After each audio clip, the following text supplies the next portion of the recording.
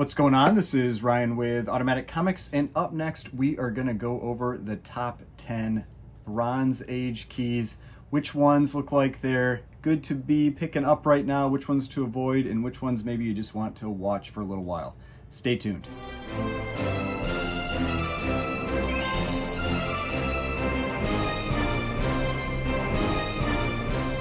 So before we get started, please remember to hit that like button and hit the subscribe button if you'd like to see more content like this. So what we're doing here, this is another one of the joint videos that I'm doing along with the Fanalytics YouTube channel. So I'm going to be going over the first 5 books here on this channel. Then I will be going over the next 5 books on the Fanalytics channel. And like I've done with all the other videos, I'm going to have a giveaway that is part of this, but you can only win that giveaway on the Fanalytics channel. And the giveaway is going to be this here. This is Tales of Suspense number 58. And it's, it's got a little piece missing out of the corner down here, but it's a super cool book. Nice colors and everything like that. And you've got Cap, the iconic cover where Cap is battling Iron Man. So if you want a chance to win this book, you are gonna have to go and check out the other half of this video on the Fanalytics channel. All right, so now let's get into what we're talking about here. So I picked out what I interpret as the top 10 Bronze Age key issues. Now, I did not include the more obscure or rare books like the price variants or something like Scooby-Doo #1 or Cerebus #1, just because they don't sell very often, and so it's hard to get really consistent sales data to make these types of estimates that I'm going to talk about in this video. So I stuck with books that are a little more common, there's more common keys, things like Hulk 181, Giant Size X-Men 1, that kind of thing. And so what we're going to do is we're going to go over each of those books and go over some of the details about them, where I think the prices on those books are going to go, and if those books are good buys or not. I will be talking about everything all combined together at the end of the Fanalytics video. So again, make sure to go check that one out when this video is over. All right, so let's get into these books. So what I've got here, you can see the different information that I got on the screen. I have the CGC census data, so I pick the most common grade for each of these books. I do that because it means I'm going to have the highest chance of having plenty of sales data to use for this. If it's a most common grade, there's more copies out there and they're going to sell more often. Then on the bottom there, I have some pricing information. I have the current price, which is what I have as the current market value approximately for the book. Then I have the pre-boom annual return. So what I'm saying there is I looked at what this book returned over the 2015 to 2020 time period before we had these big spikes in prices. There are some books where I had to vary that a little bit because of events that happened that caused an immediate price spike that really kind of throw off the numbers. But generally I use around 2015 to 2020. Then I have its current estimated value. So what that is I took the price at 2020 before the comic boom happened, and I applied that return that we saw for those books from that point forward. I use compound annual growth for this. That's how I do this.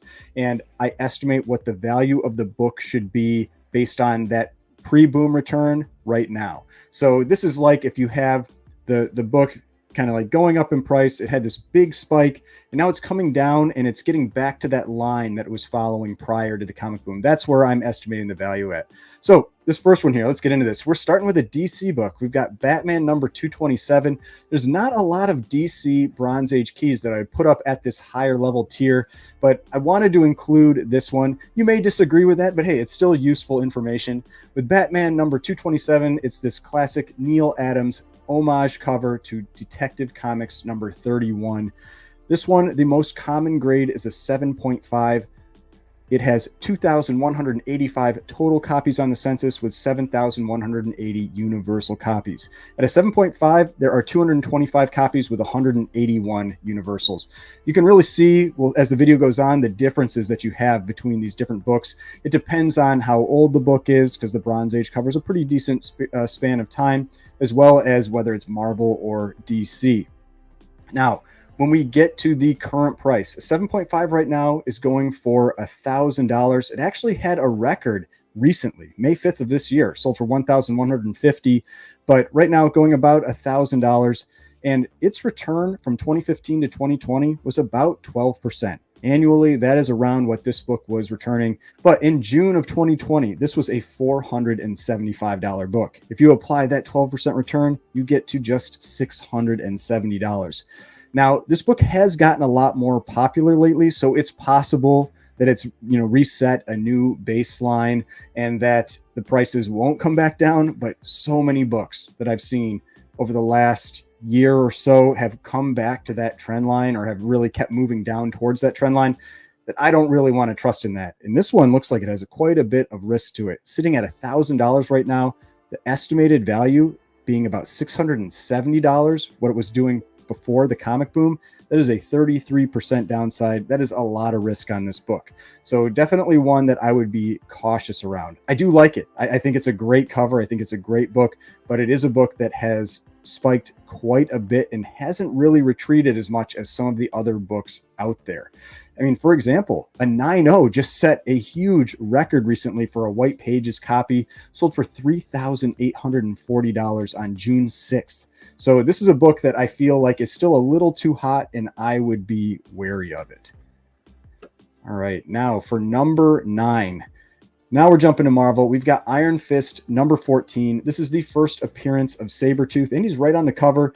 This one is especially important because of his ties to Wolverine. Wolverine is one of the most popular characters in Marvel, and you've got Sabretooth here as one of his main rivals. Now, the interesting thing is the 35-cent variant of this book is one of the most expensive books in the Bronze Age overall. It sells for around 10 to 15 times what the standard 30-cent copy goes for. So for example, a 9.4 going for $900, a 35-cent variant would be anywhere from about $10,000 to $15,000. That's around what this book does, which is just, it's incredible. Those 35-cent variants are pretty rare. This one is the most rare, at least that I've seen, of the bigger keys. The most well-known one is definitely that Star Wars number 1, but this is the most rare one from the prior videos that I've done on this topic. Now, most common grade for this book is a 9.4. There are a lot more copies of this one out there than that Batman 227 that are graded. You've got 6,921 copies on Census, with 6,275 being universal. Then at the 9.4 level, you've got 767 copies and 703 universals. So these books, you just get more and more of them out there, especially as the popularity of the book increases and as you get later on in the Bronze Age. Now, when we're looking at the pricing, the current price, a 9.4, is going for about $900. The pre-boom return on this book is a little bit lower than what I see with a lot of other books. And I think part of that is because Sabretooth is a villain. He suffers from that issue where villains just don't seem to return value often as much as the heroes do. So 7% from 2015 to 2020. This book in June of 2020 was going for around $550. So with 7% return, that would make it about a $675 book today. Again, another book that has a pretty big downside risk to it, 25%. $225. So one that, again, I would be avoiding right now. I would just wait and see what happens because I could see these prices continue to drop. Now, it did have a peak sale of $1,823, so it's down 51% from that peak, but I think it's got a little more to go still after that. All right, so now let's move on to number 8. Jump into Spider-Man. There's definitely a couple Spider-Man books in this video. So we've got Amazing Spider-Man number 238, first appearance of the Hobgoblin. Just a extremely popular cover. Popular Spider-Man villain. This cover is homaged all the time. Most common grade is a 9.6 with this book. I mean, very high grade for the most common grade. And there are a lot of these on the census. You've got 11,335 copies on the census with 8,751 universals. You have 1,983 9.6s and 1,678 universal 9.6s. This is a book that gets graded a lot. Now, the current price at a 9.6 is about $750.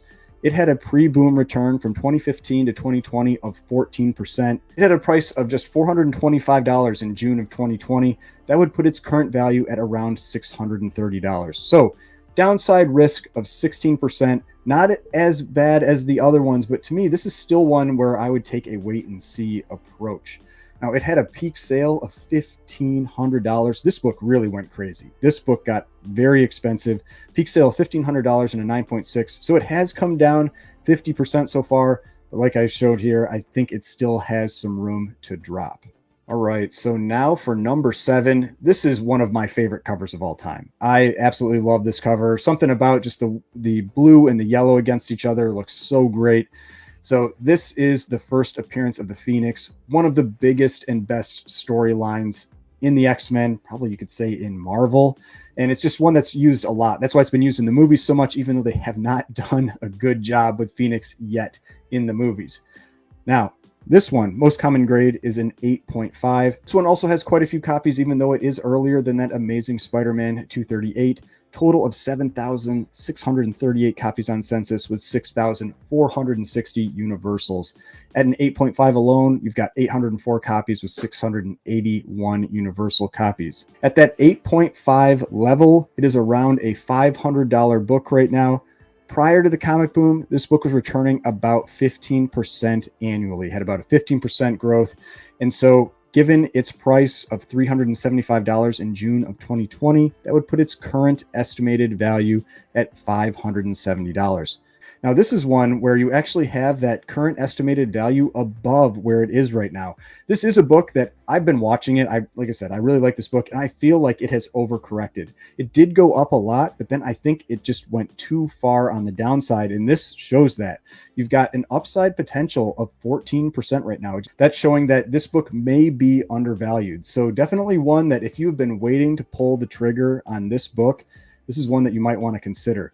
It actually had a peak sale of $1,496 and an 8.5. This is down 67% from there. So like I said, this one has really corrected from those peak sales versus some of the other books that I've talked about already. So definitely one to be considering if you've been waiting. All right, now for number 6, the last one that I'm going to talk about in this video, and then we're going to go over to the Fanalytics channel for the top 5 and to go over everything together. Now, this is a great cover, another DC book. We've got House of Secrets 92, first appearance of Swamp Thing. This is a really popular book, great rights and cover. We've also got the DCEU movie potentially coming out. I'll wait and see if it actually gets made. We'll see, but definitely something that could also propel this book up further in the future. I was actually a little surprised by the most common grade on this because a 7.0 is pretty high for this book. This is a relatively tough book in grade because it's early Bronze Age. I think it's 1971, and it's a very dark cover. But the most common grade is a 7.0. We've got 3,277 copies on census with 2,914 universals. We've got 339 7.0s with 293 of those being universal copies. The current price for that 7.0 is $2,100. Now, this one, I had to pick a different time frame for my evaluation of its annual return. The reason is that they had that TV show on HBO, and it really caused this book to spike. And so it threw off what those values were, and it made it look like it was an outsized return because it had a big jump. So instead, I used 2010 to 2015, and it had an annual return of 15% year over year with that. Now, then what I did is I used the new baseline price because it had that big spike, but then it really leveled out for a number of years. And so in 2020, this book was going for around $1,200. If we apply that 15% return, that would put it at $1,825. That's a downside of 13%, but really not that bad, especially when you look at what its annual return is. Annual return of 15%, downside of 13%. If you bought it now within a year or so, you would probably be back to even. So it's definitely one that maybe you wait a little and you see if prices continue to drop, but it also might be one that if you see one at the right price, the right copy, not a bad time to at least consider it. Now, this book didn't spike as much. A lot of the DC books didn't really spike as much as the Marvel keys. Had a peak sale of $3,000 in 2021. It's come down 30% from there. But like I said, it still has a little bit of downside risk, but with its annual return and the popularity of this book and the DCEU stuff, might be one to consider. All right, so I hope you enjoyed seeing those 5 books. Maybe got some ideas about which ones might be good to pick up right now or not. But don't just stop here. If you want a chance to win this book, you've got to go over to the Fanalytics channel to watch the other half, and that's where I'm going to be consolidating everything together as well and taking a look at the overall picture, which ones you might want to be going after right now, which ones to avoid, all that kind of stuff. So I will see you over on the Fanalytics channel.